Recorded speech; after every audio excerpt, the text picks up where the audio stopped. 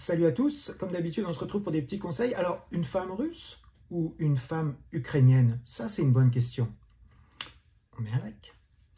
Alors, j'ai plusieurs histoires à vous raconter pour ça. On va faire très rapidement.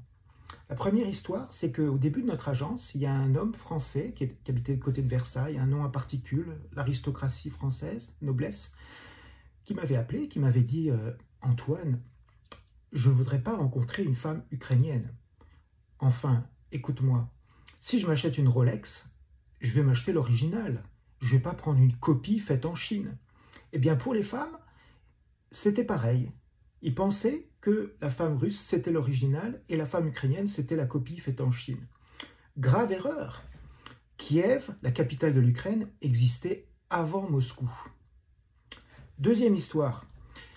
Un de mes employés en informatique, qui était à Montréal, au début de la création de l'agence, m'avait dit « Antoine, si tu crées une agence matrimoniale des femmes de l'Europe de l'Est, il faut absolument que tu mettes dans ta base de données des femmes ukrainiennes. » Je lui dis « Pourquoi ?» Il me dit « Parce que figure-toi qu'en Russie, les hommes russes vont se chercher une femme ukrainienne parce qu'elles ont une meilleure réputation du côté de la famille, du côté de la douceur, du côté de la gentillesse. Alors que les femmes russes sont un petit peu plus brutales, on pourrait dire. Elles sont plus directes.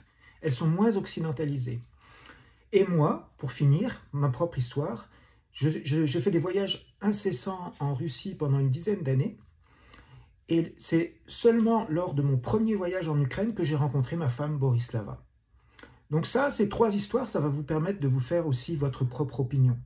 On met un like et on se dit à la prochaine vidéo.